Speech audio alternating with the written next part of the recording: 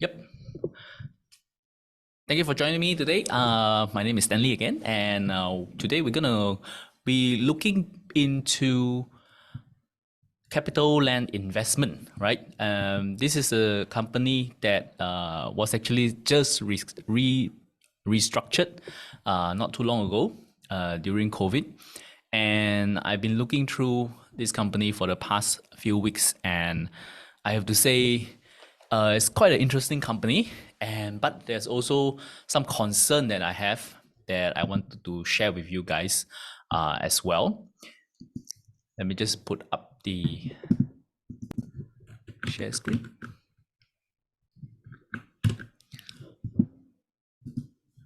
Here you go.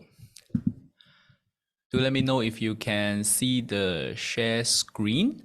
You can always open up the chat at any point of time. I'll try to monitor it on my side here as well. And if you have any question, just feel free to type it down during the chat, and I'll try to get back to you during the Q&A. So what I'm going to do is I'm going to go through my stock analysis of CapitaLand today, and then later on we have another small section called your portfolio review. We have a few members that submitted their current portfolio to review and their current financial status. I have chosen one, and we're going to go through with you this particular member who is a Singaporean, retired Singaporean, age 65, and they basically show me their entire portfolio, including what they have in CPF and everything, and I run through the possible scenario for them, and also some model portfolio that I have put out for you guys later. It's something that is new to Premium Club, and I hope that you guys will enjoy this section later on. Since this is the first time we're doing it, I probably spend a little bit more time over there as well, if you guys have any question with it as well. But of course, these are financial information of one of our members, so I have kept it anonymous, and also the slide regarding his or her portfolio would not be shared later on to the members, right? So only the part on this CapitaLand, you can feel free to download it. I'll upload this video, this webinar, and together with the summary of what we discussed, and also this slide on our members page later on in the day, and you can view it at your own time. So if today is the first time that you're actually joining us on our new Premium Club webinar, welcome. And I can see Tan, JK, Grace, and Chan. Nice to see all of you. Try out the chat function, right? If you click on the chat function, you can type and let me know some of the questions you have. Let me know if you have lunch. What did you have had for lunch just now? I hope you're having your coffee. I'm just having my coffee right now. Make sure that my brain is still working normally. After lunch, my brain tends to work a little bit slower for a while, but that will keep me alert for the time being. Just from our last webinar, remember we have a spin-off section where I introduce one of the books that I'm reading, and we have a free giveaway. So for members who have been so kind to share their takeaway on our previous webinar on their social media to help me reach out to more new audience a little bit, I have selected one members. He's Lawrence, and I am going to reach out to him, and he's gonna get our free giveaway, which is this book, Atomic Habits. And so later on, I'll probably reach out to Lawrence and send him this book as a thank you. So this feature of a free giveaway, I'm hoping that I can do it at least once a month going forward. We'll have different things that most likely things that I've come across that is interesting, and I'll put it in a free giveaway. And the main reason also for me is I'm sort of restarting Premium Club after quite a number of years of slowing down in my progress as I was active in my family business for the last few years, but now I have been able to come back and focus more on Premium Club. So I hope that I can spend more energy here right now, and just hopefully members like yourself can also help me a little bit to gain back my momentum and help spread the word. If you have been enjoying Premium Club and some of the features that you like, tell a friend and help me out in reaching a little bit more audience that might benefit from my content as well, right? So thank you in advance. And so today, let's go straight to the, let me see if I can, okay. Let me go straight to what we're going to discuss today, which is the analysis of CapitaLand investment, the company, and then later on, we will have a portfolio deep dive on one of our members, and also, of course, our spin-off segment, which is sharing just some of the things that I come across these few weeks that I find quite interesting. And lastly, we'll have just update you guys on some of the Chinese New Year planning on the next few weeks, how our content delivery is going to be for you guys. Okay, so going straight into it, CapitaLand and its board of directors. You can see this is quite similar to what we discussed in our last webinar on Singapore Airlines. Most of the boards are very established and established person and career managers throughout different industry. Mainly, we have very established VCs, bankers, and many of them are also linked and have linked to government posts or Temasek or GIC.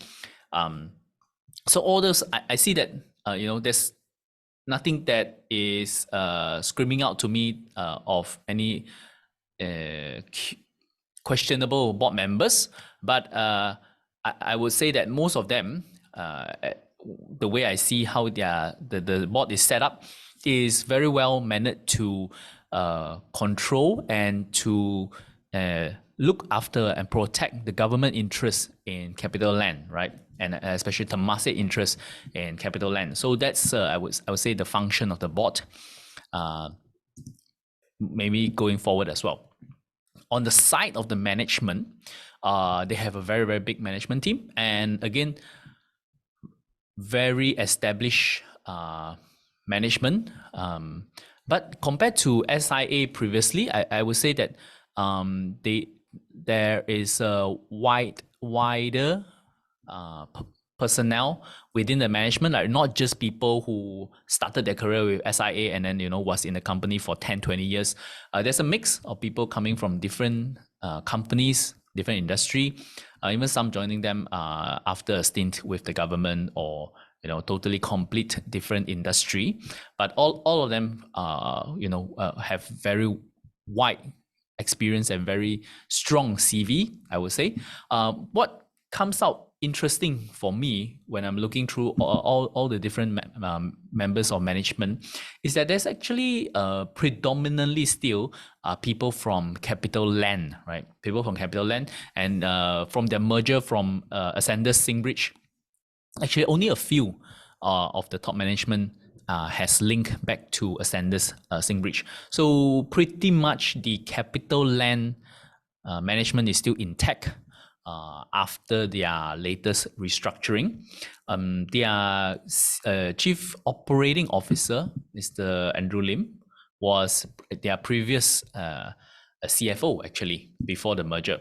And then their current CFO, which is down here, Mr. Paul Tam, was actually the CFO of Keppel Capital. He was also a CEO of one of Keppel REIT for a while. So interesting. There's a swap in one of the top managers, and I find it quite interesting that they have, in terms of how they lay out their senior management, the CFO is not near the top of the list. Maybe that also hints to us the emphasis, I guess, on where the management deem is more important to the company, right? Its operation, its retail space, at least, rather than the financials, not so much. Okay, this is a, let me just take this away. This is a page coming out from their annual report and their presentation. I find it interesting that because they have already set out their targets for their group, what are they are planning to do. So CapitaLand Investment today, they see themselves as an investment company, right? And they have split CapitaLand Group into two. This CapitaLand Investment, which is the pure fund management business, and then Capital Development Group, which is doing all the new development, investing in land and building up new developments. And so for this CapitaLand Investment, which is CLI, their following target for the next few years is to reach a fund under management of about 100 billion Sing dollar. They're actually pretty close. So by the end of 2023, I think they're at 96, 94, 96.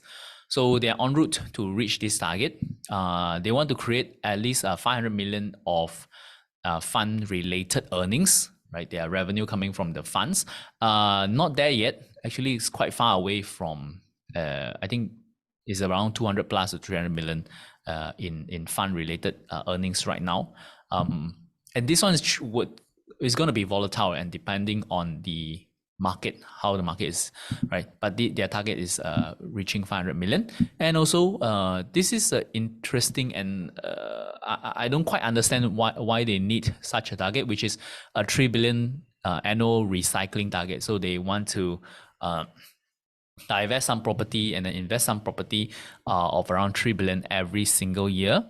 I'm still not quite sure why they have such a target in place, but I guess it ensures that the group is constantly seeking out best deals for the company.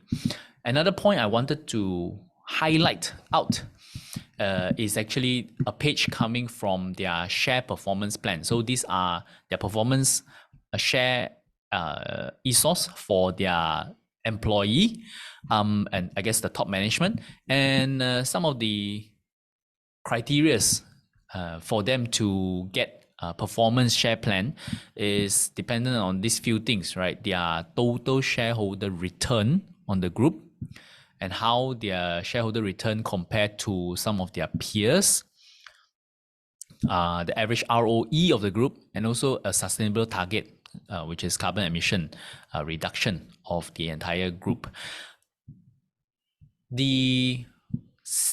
I guess the C and D target, I'm quite aligned with them, right?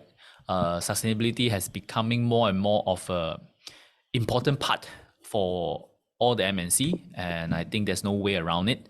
Some might argue, it's a political agenda trying to target a lot of the Chinese company to adhere to all these standards so that they don't grow as fast, compared to the Western firms who has already grown so fast before all these rules come into place.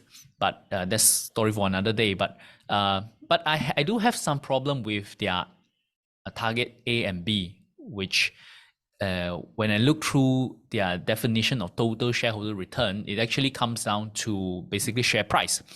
And if the employee share compensation is based on how the share price perform, that's not a very good measure, in my opinion. And I think it kinds of incentivizes the wrong behavior, right? In the long term. So this is something that I would say a yellow flag when I come across it. Okay. And another part is because CapitaLand Investment is basically a listed subsidiary of CapitaLand Group. So the CapitaLand name is being used throughout the entire group. Some under CapitaLand Investment, some not under Capital Investment. So it's very complicated a little bit when I'm reading through to understand exactly which company is under this listed entity and which is a sister company or a parent company. And I basically found out that the most of the management fee, either the property management fee or the fund management fee as the REIT, that will go up to CapitaLand Investment. And there's no standard template on how they charge property management fee or management fee. Is every different REIT has a different scale, but I guess more or less they're going to be the same, right? And it comes down to the gross revenue of the property. They'll earn a little bit off the top. They'll earn a little bit after some expenses on the net property income. They also earn when they renew the property lease. They also earn when they buy and sell any property.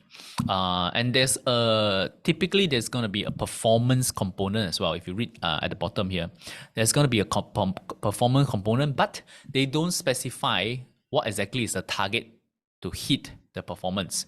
So they're a little bit vague on that part. But if they hit the performance, they could get another 3 to 5%.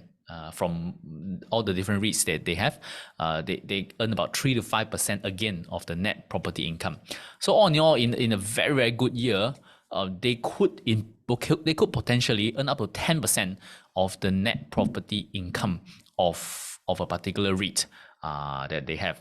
So that's, I guess, the best of the best times that they might be able to earn that. And on top of that, if they buy and sell any property, they'll earn a commission from that as well.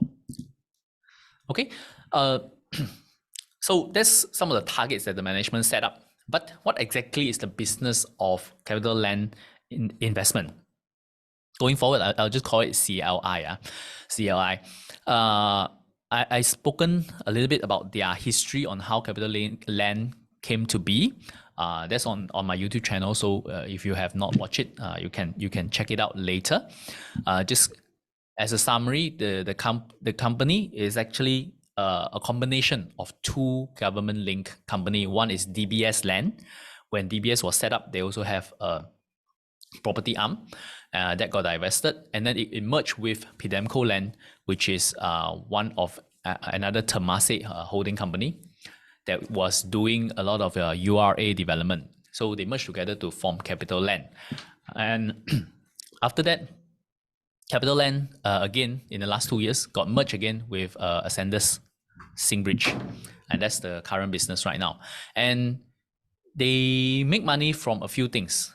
Number one, fund management, right? Not just on their REIT, but also they have quite a number of private funds that they manage as well. And they're constantly raising more money because they want to be a fund management company. So those fund management fee. And actually a much bigger part of the business is actually lodging management. So they own the brand Somerset, they own the brand Escort. So these would be like a hotel or service apartment branding, like Hilton or Marriott's, and property owner can engage them to manage that property. This part of the business is actually bigger for now than the fund management part. And then lastly, is actually their largest income provider right now is property investment. So outright, as a company, they own a few other properties as well, 100% inside CLI, without not through funds, not through REITs, but they themselves own the property, and they earn rental. They earn some of them are hotels, so they manage the hotel by themselves. And so this is actually the main bulk of their business at the moment, right? For example, one of the key iconic property that they own is Ion Orchard, right? That is 100% owned by CLI right now. I don't know if it's their long-term plan to slowly divest away all this property to some of their funds, or is something that they like to keep expanding on, right? Not so clear on that. And in the annual report, most of them are, they try to focus a lot more on the fund management side and the lodging management side. and yet the biggest business right now is still the direct property investment. Okay, their addressable market right now, they are investing in Singapore and China, which is their biggest market. But other than that, they actually expanded quite globally to most developed market, Europe, in US, Japan, Korea, Australia, and also in India. They have quite a number of investment in India as well.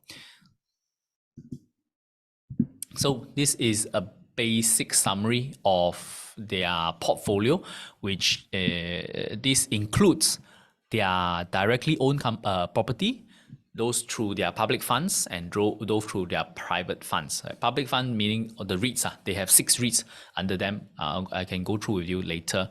But all this combined, they actually manage about 133 billion worth of asset. And fund itself is about 90 billion. So you can see they most likely could reach the target that they want this year. And here's the split.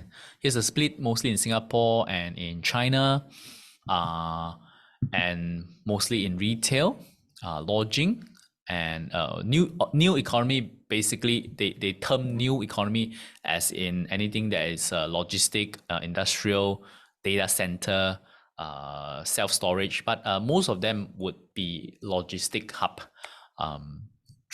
in this new economy asset class that they have. Yeah, this is the fund that I'm talking about, the listed REIT that they have. Of course, the biggest one is CapitaLand Integrated Commercial Trust, the one that own Raffles City, and they have about 23% stake, right? Both of this one and also Ascendas REIT is their biggest REIT that they own, and also some of the most premium property that they own. In combine of all this, Ascendas, Ascott, China Trust, India Trust, and Malaysia Trust, they hold about 6.8 billion or 7 billion worth of investment in all of them. Plus, they are also the fund manager. They are also the manager for all these REITs, so they earn fees from there as well. So you can see this is quite a big, and I would say the more I dig into it, the more complicated it seems, with many moving parts. But in a nutshell, you can see them as fund management, right? They raise money and then they go and buy property. Then sometimes they partner with CapitaLand Development to develop the place inside the fund, and then they'll sell it off either to the REIT or to a third party. They also have a very large presence of lodging management. Not the high-end hotel, but I would say still pretty well known with Ascott and Somerset, at least in this region.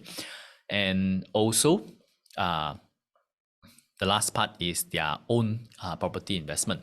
So when I do through the SWOT analysis of this company, I'm looking through all these different parts that they have. And some of the good things is they are more or less an integrated property companies, right? Together with CapitaLand Development, right? They can do the whole chain of property value chain from the fundraising all the way down to the final exit of the property. They have the expertise and they have the network, more importantly, to do it. And they have very strong funding backing, of course anchored by Temasek. And with that, many of the insurance company, other sovereign wealth funds, even large VCs would love to partner with them. Even large property companies would love to partner with them. They just completed a fundraising for a healthcare property fund, and it's invested by one of the top property companies in Thailand. So these are the network that they bring in with the name backed by Singapore government. It's not that hard for them to find investors, not that hard for them to find partners in development. So that's the key strength that they have, at least in this region. Some of the weaknesses though, property is still a very high capex and high opex business, and as a company itself, their main cost is staffing. Their staffing deals actually cost them around 800 million Sing dollar a year on staff costs. $800 million a year on staff costs. And for a company that's earning about 2.8, 2.9 billion a year, that's a significant amount. And when I look through it, at least 2.8 to 2.9 billion of revenue, a large part of it, again, is selling property or divestment. Is a one-off revenue. So on the operating side, you're talking about maybe about a $2 billion operating with 800 million, which is about 40% if staff costs. So it's a quite a, I guess, employee heavy type of business, and end up they don't really have any real IP as well.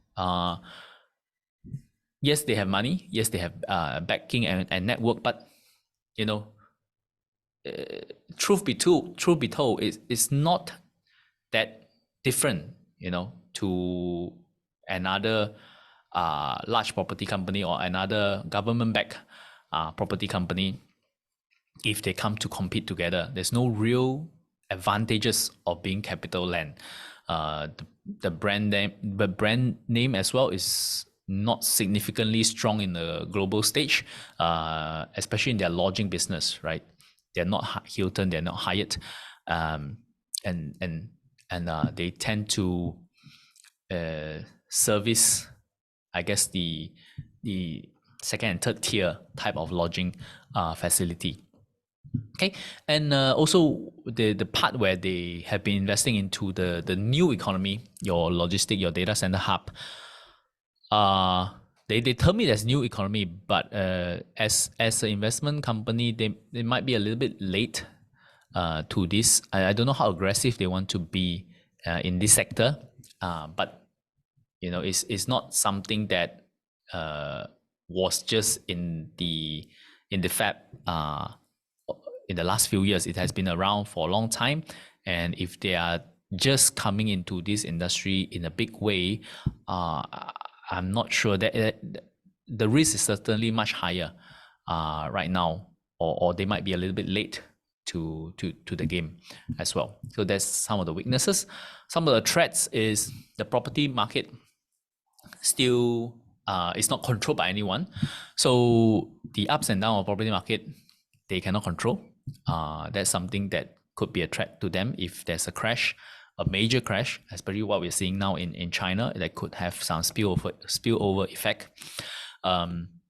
Other, of course, lodging in their lodging business, just Airbnb or other hotels could become their competitors as well.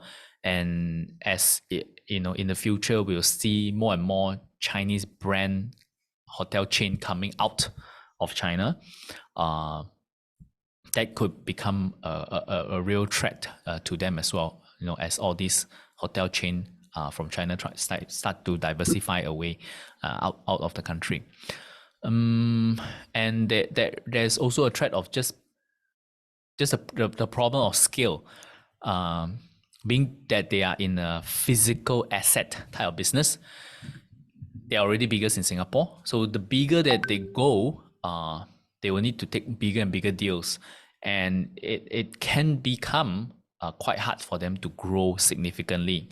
And for them to grow significantly, maybe the only way is to start acquiring company, to start doing a lot of M&A. So then the company itself become just a financial tool, right? It's not so much on the operation, but then, you know, it becomes a game of M&A and who they're gonna acquire next to become bigger and bigger and bigger, and that by itself could be a risky proposition, right?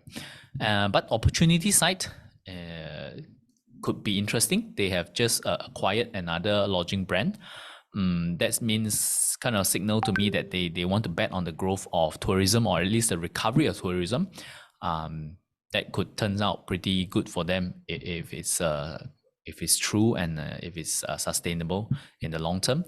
the growth in new economy, especially in India, that they have been making a lot of investment. So if India can sustain the growth continuously, that would be interesting for them as well. And also the property crash in China, if they are able to invest at this is a timing problem, but if they're able to invest in the right timing at the bottom of the crash, it could turn out to be an amazing deal for them. So far, of course, nobody knows how bad the crash is going to be, how well they're going to time their purchase. Plus, they also have some investment in China. So how bad it will be impacted to them. That's all the things that we might need to think about as well when we're looking at this company. Another section that I have done and I'm starting to do for each of our webinar is the moat rating, right? Economic moat is, of course, made famous by Warren Buffett, talking about a company need to have economic moat around it. Basically, something that is special and unique to this company that can help them protect the business and to prevent competitors from taking away either their market share or their pricing power. So, to me, the most simple effect, consequences of a company having a good moat, I always look at is just the profit margin. If the company has a decent profit margin and a sustainable good high margin, then it tells me that this company at least have some certain amount of pricing power, and that will help them in the long term of the business. So some of the things that we talk about in terms of moat is economic of scale. Do they have economic scale? Some branding, some network effect. A lot of tech company would have that. Special IP that they have, high startup costs that deter other people from joining, like going into the industry to compete with them, or they have some control of resources, or lastly, switching costs. So if a customer started using them, their service or product, it's very, very hard for them to escape their ecosystem. Then they have pretty good switching costs and tie the company, the customer to them. So when looking through all this, of course, this is a subjective rating, and I think I would give CapitaLand investment roughly a moat of 1.5 star, right? Some level of moat, and much more than Singapore Airline that we talked about previously. But it's kind of a moat coming from their scale, and also the status of being a government-backed company in this industry, which they can go for deals or they can make contact with other property players much easier compared to someone who is not backed by government. So this is something that, so in the deal making process, I think they have some advantage. But in terms of, being more superior in picking good properties or managing the companies, I don't think they have a particular outperformance there, right? So there's something to take note of. Of course, property market, I myself is not that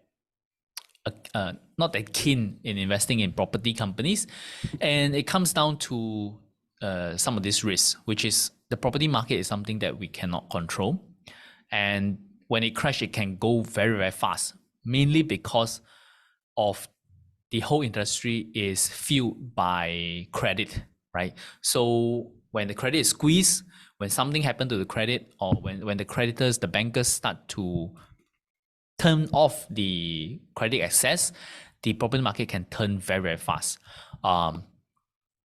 And that's something is very hard to predict. So there's an inherent risk in the property market because it's just fueled by so much debt. And also with the rising interest rate, there could be underlying problem, not just in China, but in other areas as well that we're not seeing yet. And also for their lodging business, tourism, like we said, can be affected quite drastically, from pandemic, from terrorism. All these things could kill the business straight away, right? You don't see a slowdown in such industry, but when something happens, the whole industry can stop for a period of time, and that's make the industry inherently more volatile. In terms of their fund management business, of course, you have to deal with things like redemption risk, but they have a layout on who are their investors. Typically, they have quite a long-term investor base, so there's not so much risk of redemption for them. But if they continue to have loss of performance, the investor still has the ability to ask for redemption. And during bad times and loss of performance, it could cascade, right? They are like almost like a bank. So there could be a bank run if investor just lost confidence in them. Of course, it had never happened in that case, but it's still a risk that we have to take note. This is just the nature of the business. When investors completely lose confidence in them, they could go out of business very, very quickly. Okay, next one, we're going to look at their financials, and then I run through their valuation model with you guys. Not so much to talk about on this slide, but I'll show you their debt level and then their financial performance, at least in the last few years, because after the restructuring, the previous results is not so relevant anymore.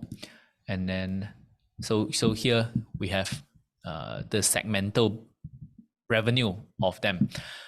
When you look into this, so you'll see the fund management business is just this teal color, and it's not that big of a portion for them right now.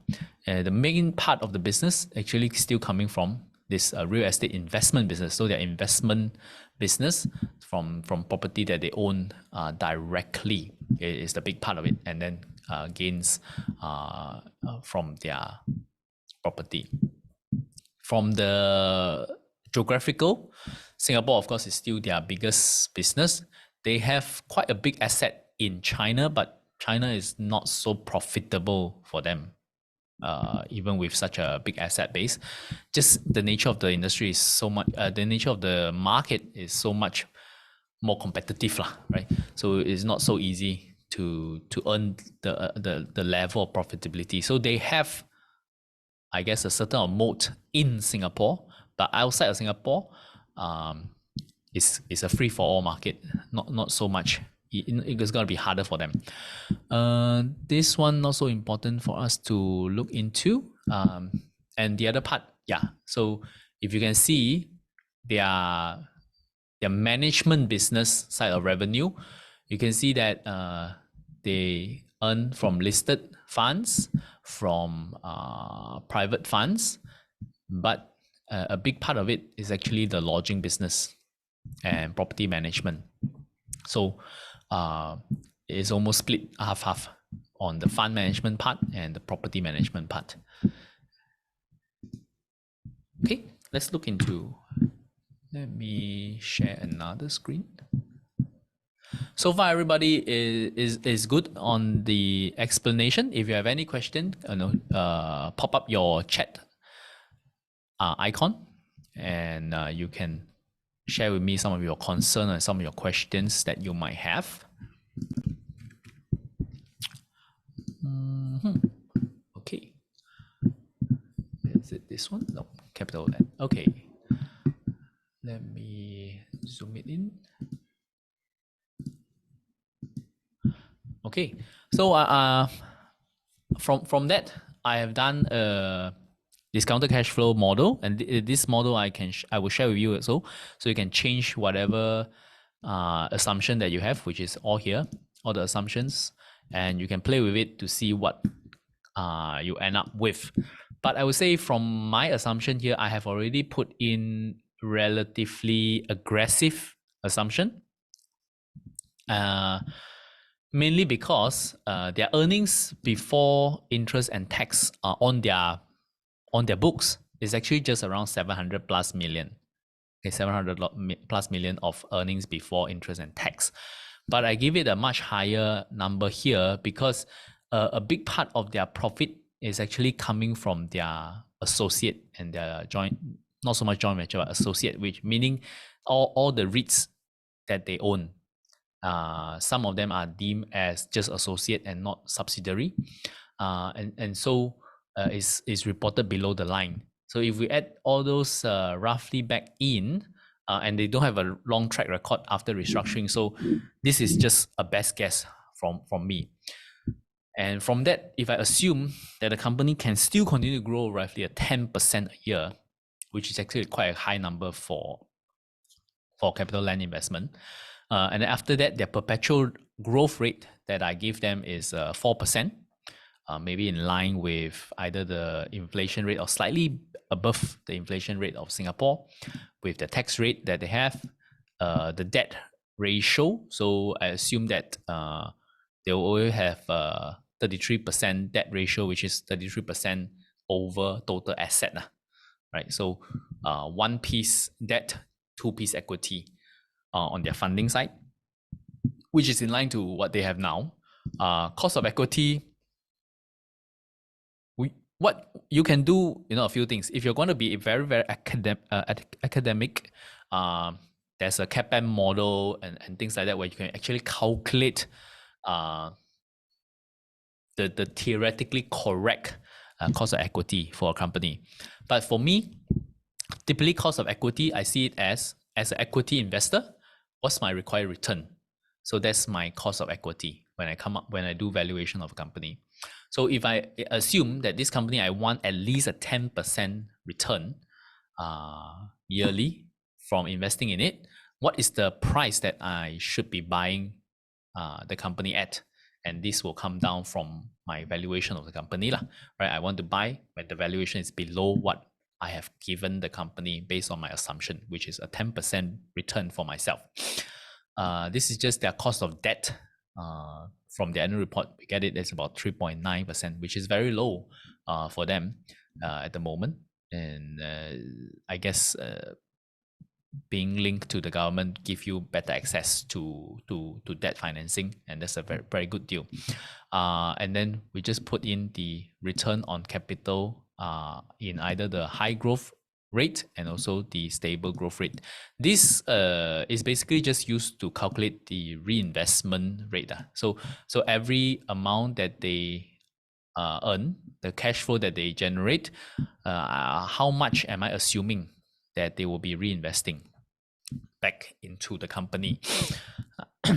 And is being calculated from here.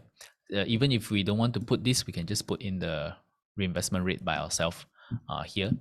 And from here, the valuation model is telling me that from my assumption, the CapitaLand investment is worth around 13.9 billion now, about 13.9, maybe just call it 14 billion, right? 14 billion company, Sing dollar company. But if we check in CapitaLand investment, if we check the current market cap that they have, is around 15 billion, right? Close, but still slightly higher from my own valuation. So you can take this model and you can put in your own figures and see if it suits you. But at least from this model that I have, it shows that it's slightly overvalued. But I want to run through this example with you guys, just for us to get more familiarized with discounted cash flow model. If you have a question about how the model works, we can also chat a little bit about that. But for this company in particular, I actually feel that the discounted cash flow is not that relevant, because being a fund management business, the cash flow can be volatile Depends on how the market is, how much how much they earn, how much they reinvest back into the fund, or generate new funds. So it's not particularly very useful. In fact, I think the most relevant mode of valuation model for such a company is just looking at its price to book value, right? It's P/B ratio. And that's because all the property has to be revalued and all the funds have to be marked to market. So in theory, if the account is done right, whatever the account have is a reflection of the current value of all the properties and all the funds that they have across its entire asset. So what we want is the company to trade below a price to book ratio of 1, basically. So a price to book ratio of 1 means that the current price of the company and the book value, the asset, the net asset that they have inside the company is the same. If the company trades at, say, a 2 times book value, means the price is 2 times what the balance sheet net asset is. If it trades at 0.5, means that the price is just 50% discount to what the company is worth if they liquidate it today, right? So I would say that would be the easiest way and most accurate way for me to look into this company. Having said that, there will be another issue. Let me show you. CapitaLand Morning Star.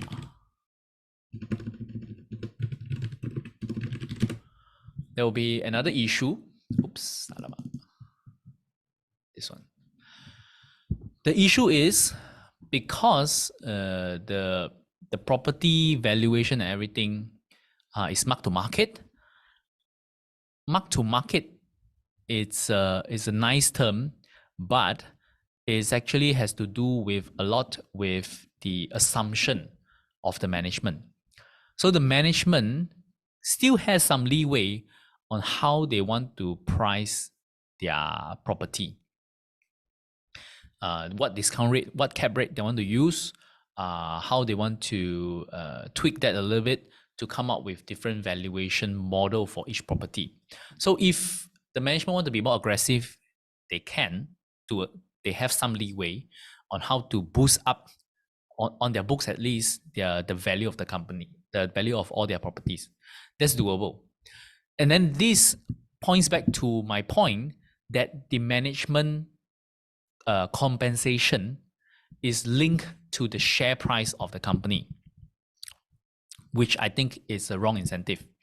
And if the management see that their compensation is based on the share price of the company, if they don't think long term, if they are a little bit short-sighted, they might want to just boost the earnings and also the asset value of all their funds and property, inflate it a little bit so that they can show a better number, and at the end of the day they get a boost from the share price, and then get a better compensation, right? So I'm not saying that's what they're doing, but I'm saying because the incentive is lined up like this, it induces this kind of behavior in the long term. I have no evidence, I have no indication that this is what they're doing, but I just don't like the way that the compensation structure is being modeled out at the moment. So this is something for us to take note of. But if we deem everything is conservatively assume, and the property value of their funds and of their property that they own is reasonable, then the company actually now is trading at 1 times book value, meaning that their liquidation value and the price that the investors is giving them is aligned. is actually at fair value market right now. So that's the indication. Okay, so this is something for you guys to think about. And the last question is CLI a company for you and me, right? So some of the things you have to do, of course, you can decide, what kind of property, what kind of stocks you like to have in your portfolio, whether this is suitable for you. We run through the risk, we run through the potential and the valuation model for this company. You can decide. But what I'll say is, at the end of the day, if you're interested in this company, number one, you still have to be optimistic about the property market. You have to be interested in the property market and see value in the property market. Plus, you also see value in the REITs, right? Because they are the largest holder of all their REITs. So you basically have to like all the REITs that they own as well, especially when it generate quite a big portion of the income for them. For me, this company is not really for me, mainly on some of the reasons that I already touched on, right? There's just a little bit too much complexity in the conflict of interest. Not just on the employee level, right? We talk about employee compensation could potentially create the wrong type of incentive for them, but also just as the company structure, because this is still a listed subsidiary of CapitaLand, which is a subsidiary of Temasek, right? So the people at the top, even the people at the top of Capital Group, when they make the decision, they're not thinking about what's best for CapitaLand investment. They're thinking about what's best for CapitaLand and what's best for Temasek. And that could potentially has a lot of conflict of interest that they need to resolve. And sometimes the minority shareholder might not be something that they would put at the top of the priority, right? Especially in times of stress. So this is something for us to ponder. Typically, I rather go for the listed company that I invest. I want to invest in the one that is at the top of the table, right? The main company all the way up, rather than one of the listed subsidiary. And lastly, of course, you have to think about whether property and fund management is something that you're comfortable, you know a certain amount of, that is inside your circle of competence. If not, again, I want to emphasize, in the stock market, there's thousands and thousands of stocks available.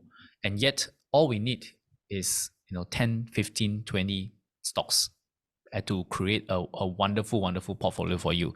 So the main skill that we need in the stock market is actually to learn to say no, right? Most of the stocks that I come across, most of the opportunity that people talk to me about or share or I find out about, most of them we have to learn to reject and only focus on the few that actually that give us the most confidence, and also give us the peace of mind when we invest in them, that we will not be too worried on the company. Okay, so that's something for you. Okay, before we go on to the next segment, which is a portfolio review of one of our members, maybe if you have any question on CapitaLand investment, let me know. Let me off this one first. You can either, if you want to unmute yourself, we can have a chat, or you want to type it out in the chat. That's fine as well.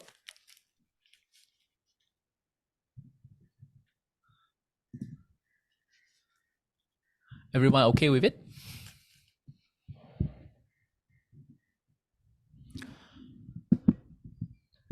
If you are okay, but like I said, this whole section, I would post it up in our Premium Club website. So if at any point later on after you review it, you still have some question, feel free to check with me after that. Next one. Okay. If not, let me just change back to our members portfolio. And this is the one I'm talking about. Everyone is okay?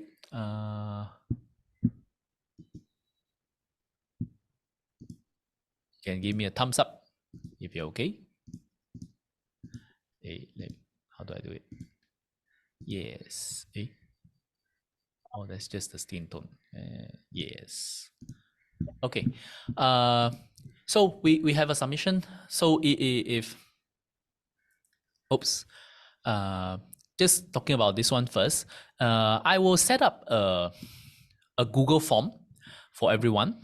I'll set up a Google form for everyone in the future. So it's a way, if you want to participate in this portfolio review, you can just go to the link and then you can submit some of the information. Again, I promise you that anything that is linked to your personal information, I would protect it. I will not disclose your name. I will not disclose things that you do not want. So what I'll do is actually to go through. I will have a private session with you guys first. If you submit your portfolio for review, have a private session to understand a little bit more about the situation, some of the questions I have, some of the concern that you might have, and then also go through what are the things you are comfortable with me sharing, what are the things you are not comfortable with me sharing. Okay, and only that, then I'll present the information for you. Okay, okay. Before we start talking about this members portfolio review, Grace very kindly has a question on CapitaLand, which is this CapitaLand structure the same as Capital Limited, having a property arm and a fund management? I haven't studied that deeply into CapitaLand after they restructured, but I will assume, yeah, it's quite similar. But Capital itself would have many other non-property related businesses as well lah. So yeah, but for CapitaLand investment, you can just think of, they don't do any raw land development, right? So they don't buy raw land and then develop it and then sell units. So all the condos that you see that is developed by CapitaLand will not be under CapitaLand investment. It will be done by CapitaLand development. All right. And CapitaLand investment might co-invest in these projects, but they wouldn't be the one that is actively selling and building the things overall. So they're more or less like a venture capitalist. You can see them as a VC or a bank, just looking for deals. Their core competence, I would say, would be deal making and also property management. Okay. All right, let's look into this member portfolio. Very kindly, they have shared with me their portfolio, and as a backdrop, he's a 65-year-old retiree, married, and with grown-up kids. So there's not much obligation left. It's just wanting to have enough to spend and have a less worry about money. Based in Singapore, and you can see that they are. Oh, need the screen to be bigger. Let me see. Okay, is that better? This is the biggest I can go from here. What they have is they have a certain amount of CPF money, which is protected by Medicare as well. So they have some insurance, life and medical and critical illness, with some surrender value and some claim value. So on this part is claim value for insurance, and this is the current, the surrender value if they really want to liquidate it. They have some unit trusts over here, 1, 2, 3 unit trusts. They have 3 stock portfolio in 3 different accounts. He has shared with me the details, but I will just put the number here, and I'll roughly let you know what are the things that he owns. They invest in Singapore, China and also in US mainly. So across all these three portfolio, they have saving insurance. This is a life insurance on a claim. So if anything happened to him or the spouse, there would be some additional compensation as well. Property, no more debt, all cleared out, clean of lien, and some cash and also SRS account. So what I did is I split it into two. The total asset or net worth that this person has at the bottom, right? Everything, the value of all that he owns. Of course, these are only talking about the big items, right? Some of the small items like maybe their cars, their watch. I will not go into so much detail, but roughly the big ticket items. So they have a net worth of roughly about 4.5 Sing dollar, and but more importantly is the liquid asset that they have. The liquid asset meaning that I want to look at the asset that they can turn into cash within a week, right? If really something happened, they can turn all this into cash within 1 week, which is about 2.4 million that they have. Note that they already are covered with insurance, medical insurance, their critical illness, they have everything covered, so no issue. Some of the question they asked me is about US duty tax, which I think is interesting. We can share a little bit more time on it. There is US duty tax for everyone, the foreigners like us who invest in US asset. So this includes even just holding US dollars. These are considered investing in US asset. And if something happened to us, any amount more than 60,000 US dollars is actually subjected to estate tax. It could range around 30% to 40% of the entire asset. So there's quite a big amount, and it's something that we should all take note of. But there are some strategy around it. I'll share with you this link with you guys later. That go through, and I'll share the link with you guys as well on our members page. So if something that concern you, you can go to this page. It's basically a step by step. So you start by thinking, oh, okay, are you a US citizen? No. Then you go to question 2. And then you'll go down all the way to the end to share with you what's the best option that you have if you still want to invest in US asset. Fascinating website. I encourage you to try it out as well. Okay. Some of the things we'll look through is later on, right? But okay, so what I'm doing here is I want to give him a model, which is give you a model of what the liquid asset that he have right now. And based on assumption of his spending for the next few decades, and assuming that he will remain staying retired, and let's assume that he's in great health and he's gonna live at least to the age of 100, right? I want to be hopeful and safe for everyone. The last thing I want is in a simulation model, right? Where we assume too aggressively and didn't put enough safety in all these assumptions. So let's assume that everyone's is in good health, and I hope everyone live to 100. What exactly is the required return that he need to maintain the lifestyle that he has, to be comfortable, to not to worry about money in the future? So I run a rough estimation on expenses. Say let's just assume if the expenses is around $6,000 a month, $6,000 a month that he needs from the portfolio, right?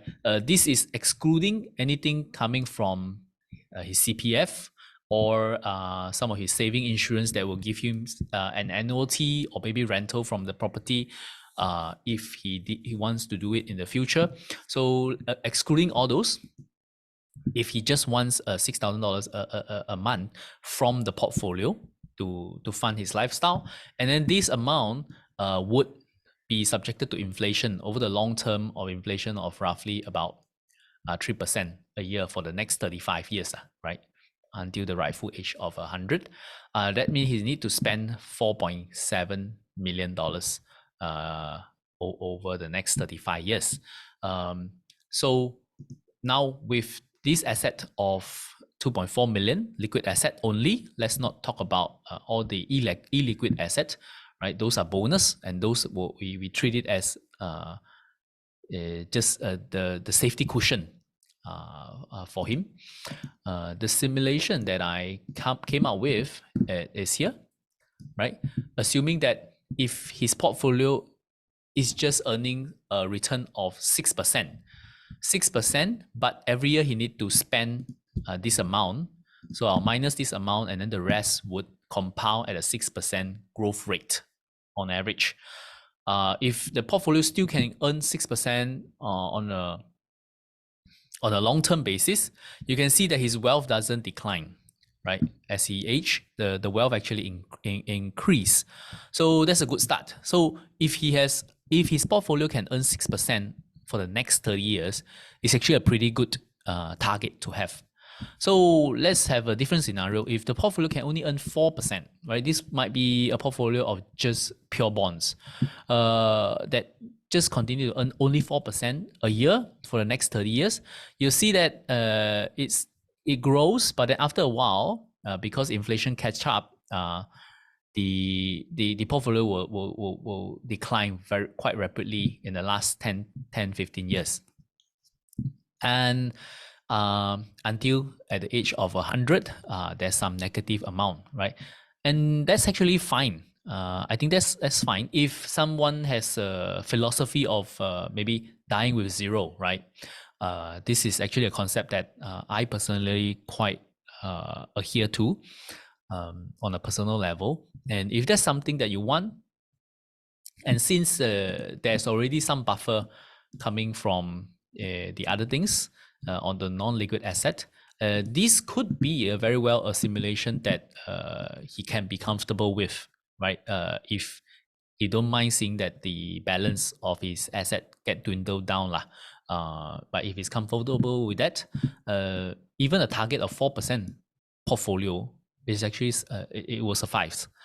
And then lastly, we do a portfolio target of 8%. If he want to target a 8% return every year for a portfolio, you can see that it's actually continue to grow if he doesn't change his spending habit, right? And he could leave something for his kids, for his grandkids, if there's something that he wants to plan, right? So it's up to each of our personal preference. But here you can see, by doing this simulation, it gives us a much clearer picture, right? Because always when we start to invest, we say, oh, I want to earn as much as possible. I want 15% a year on my portfolio. I want 20% a year on my portfolio. But if we run through such a simulation, and we understand ourselves that, I'm not someone that would spend more and more as my wealth grow, or I'm quite comfortable with this lifestyle that I have. I just want to maintain this lifestyle. And we run through this simulation, and then it shows us that actually our portfolio, we don't need to be that aggressive. A 6%, a 5%, anywhere when 4 to 5% portfolio, actually we can be very, very comfortable, and we don't have to take so much risk. And we still be very comfortable for the rest of our life. And so this is an exercise I think would be useful for us as well to run through, to truly come up with a target of how much exactly do we want our portfolio to earn, right? And instead of just trying to aim for the most all the time. And then from that, I run through some simulation, some model portfolio for him, because at the moment, okay, you can see that he has some unit trust, Asian focus, dividend focus, and growth focus unit trust, some stock portfolio, and I would say that they can consider to rebalance it a little bit. because from our simulation, they don't need such a high aggressive type of portfolio, because right now when you look at it, it's pretty aggressive, right? All the portfolio is even the SRS are invested in stocks, and only basically one dividend fund, and quite a low amount comparatively to his portfolio. So something to consider would be really to rebalance it. Rebalance it. He don't need to take that much of a risk, if that's what he wants. And and his personal portfolio, actually, to give some peace of mind, he might not even need to invest so much on personal stocks picking. If he enjoys it, that's fine. But on a portfolio level, maybe even picking individual stocks is not that important, because to hit a 6% return a year, you can do that being more conservatively with some ETF combination, some funds combination, even just some bonds combination. You would most likely you would be able to hit that target. Okay, so something for him to ponder is whether he wants to restructure this part a little bit. And also from his stock portfolio, I saw there are quite a number of very, very small position, right? Just a few $100s of $1,000, mainly coming from when you invest in stocks. It happens to be as well. When we make a mistake, the stock that particular stock will keep dwindling down to just a few $100s. Sometimes, because of the size of his portfolio is quite big, the best way might actually just to sell off all these small position, because it's not meaningful anymore, and it's costing him money, based on most brokerage would charge a dividend handling fee. Sometimes they charge nominee fees for foreign stocks. So all these are actually sucking some money for him, and just clearing all these micro stocks position that he has. I think he can save a few $100s, $1,000 a year, just from that. And if he can do that, and then hopefully use some of that saving to renew Premium Club, I'm more than happy. Yeah. But some of the model portfolio that I gave him is he can consider a mix. If he enjoys still picking stocks, maybe a 20% continue to pick stocks, 20% or from the 2.4 million that he has, he can look into maybe a 20% that he will continue to invest individually. The rest split between just buying bonds ETF or outright bonds, or some bonds ETF. That's one sample that he can consider. Another one is if he totally doesn't want to bother about stock picking, you can just split it evenly down. A bond portfolio and an equity portfolio, that's more than enough to hit your 6% target. Or you want to be a little bit more aggressive, to pick a little bit more stocks, you can do something like this as well: 30% bond, 30% equity, holding a little bit of cash for opportunity, right? If there's really a big market crash, this is the part you need to deploy, and also add a little bit of buffer. If really we hit a crisis, these two will most likely crash, and it could cause some stress in his portfolio if he doesn't have a buffer to either help recover or to just sustain himself for the time being during the crash. So this is something to look into. Some of the portfolio possible ETF. I'm an ETF guy, and I'm not really that into unit trust, mainly due to the high fees that they charge. There's always better ETF alternative out there. Some of the things that you guys can consider, we talk about the S&P 500 ETF, but that one is US based ETF. So that will really get us hit by estate tax if we invest in that. But there is a Ireland denominated one called VUSA. So it's also by Vanguard, but it's the same thing, but it's domiciled in Ireland. And what that does is, if by the day we pass, this will not be subject to US estate tax. and Ireland domicile ones, the withholding tax on dividends is only 15% compared to 30% that we normally have for US stocks. So this is one. Of course, if you are a believer in Hong Kong, there's also the Hang Seng Tracker and also the Hang Seng Tech ETF, which is listed on Hang Seng, listed on the Hong Kong Stock Exchange. That's something that to consider as well.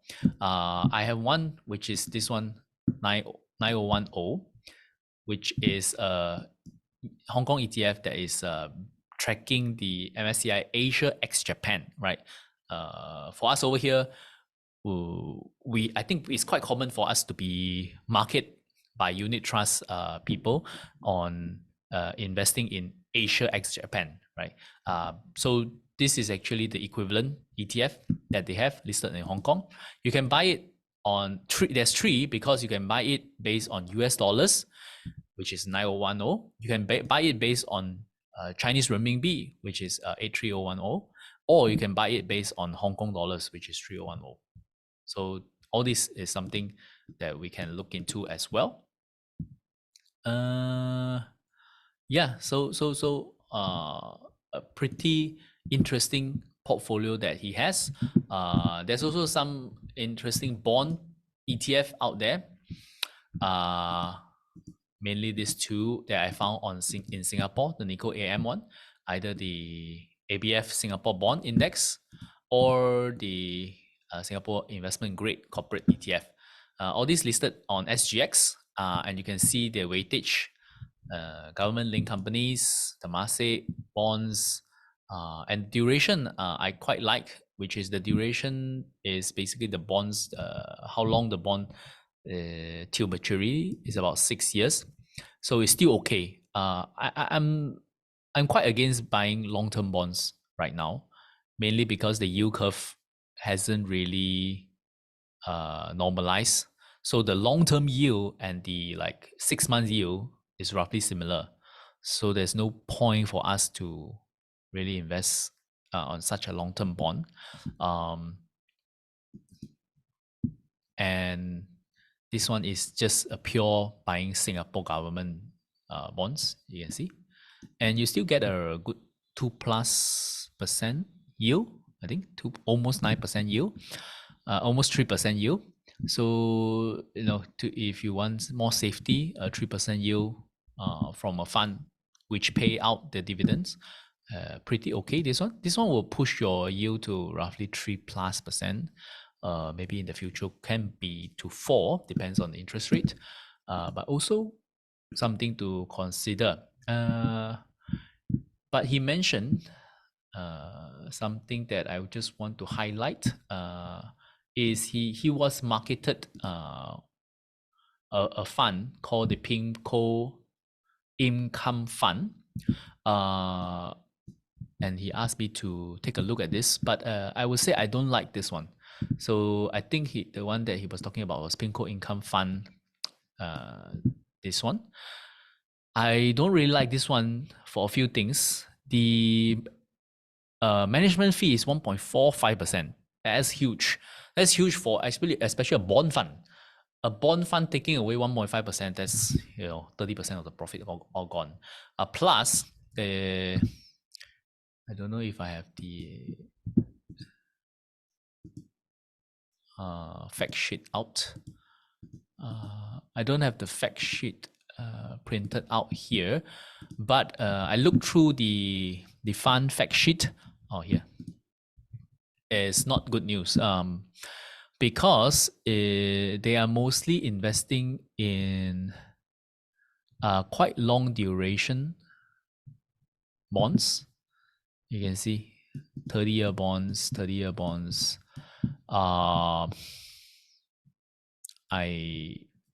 It's just not very comfortable for me to look into such long duration bonds at the moment.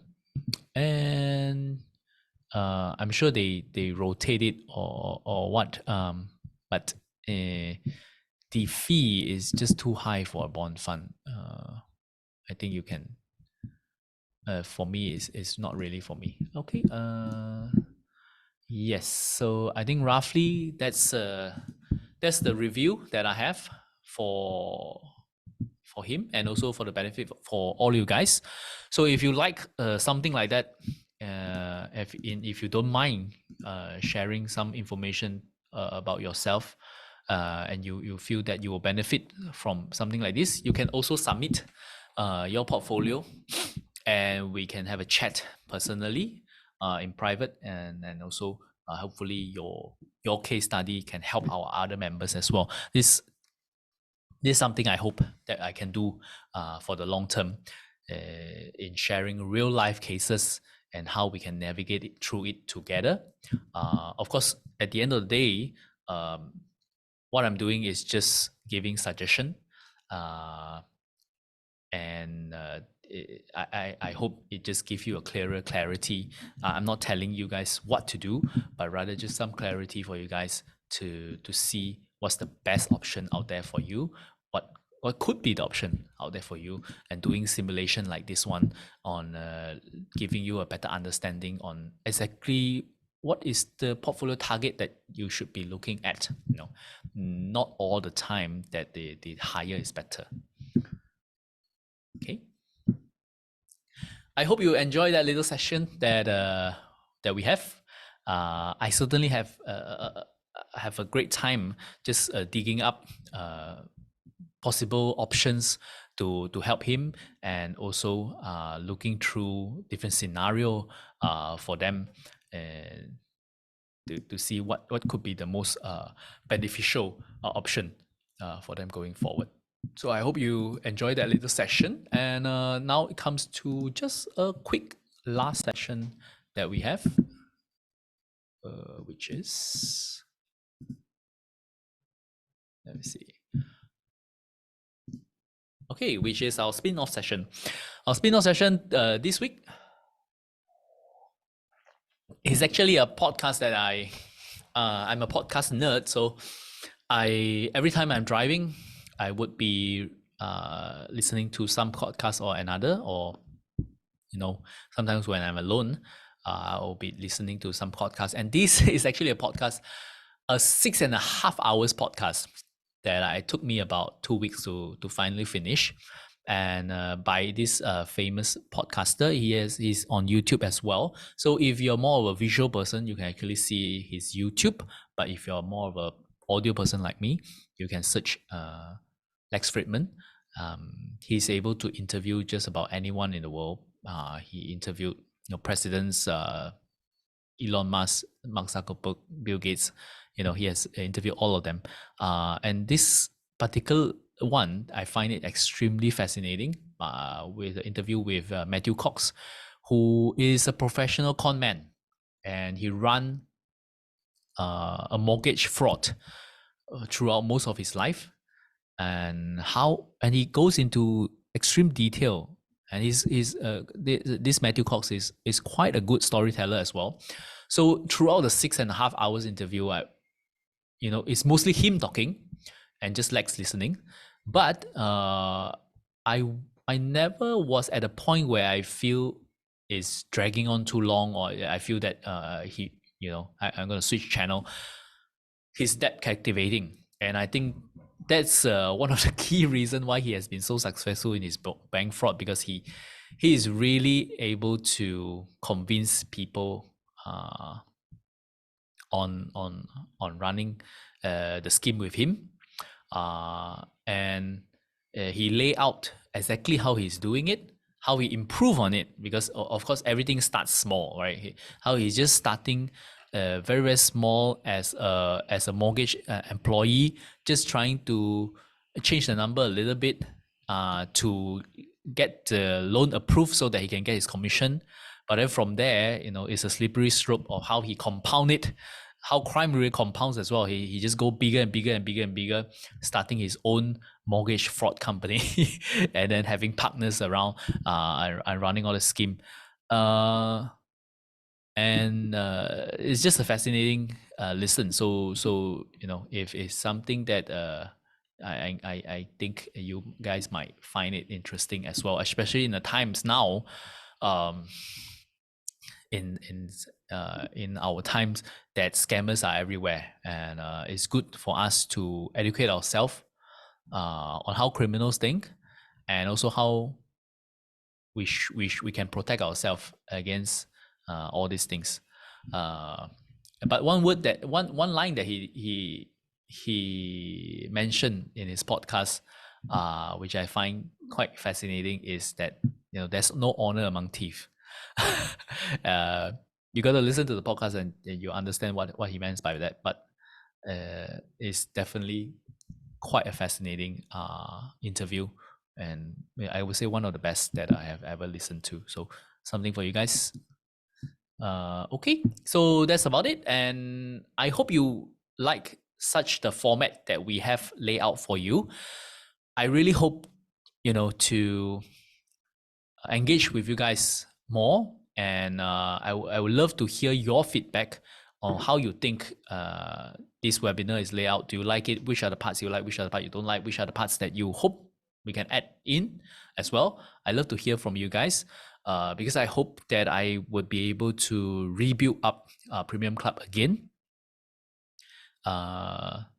Because truth be told, over the last few years, I have been more focused on helping out with my family, and I have neglected to improve upon and innovate on Premium Club for a long time, and I haven't been doing much marketing for my Premium Club or for my channel.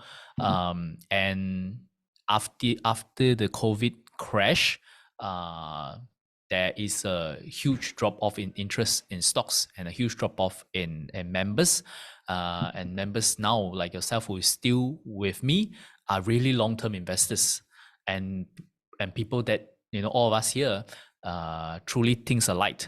And I wanted to create something that would be beneficial for long-term investor like yourself and for myself, something that I'll enjoy talking about, something that you will enjoy receiving the content as well. So I want to build this platform up again for you guys, to deliver content that is relevant and important for you. So I really need your help as well, right? On giving me a constant feedback on what I'm doing right, what I'm doing wrong, as I fine tune and improve on it. I hope I can create something that is meaningful for all of us, right? Thank you very much. These are the review resources that I use for this presentation. And just on Chinese New Year planning, I would like to say a happy Chinese New Year to all of you guys in advance. And next week, if my articles and my report is delayed slightly, I hope you understand. I'll be traveling for Chinese New Year. So if I am not able to publish it right on Monday, I hope you understand and forgive me, and I'll let you guys know in advance. And for this webinar, I will process it and then upload it to our Premium Club website for you guys, together with a summary and all the links for you to download as well. So thank you very much. If you have any question for me, I love to take it. If not, I thank you guys for sharing the time with me. And I hope to see you guys very soon. Have a very, very good Chinese New Year. Thank you.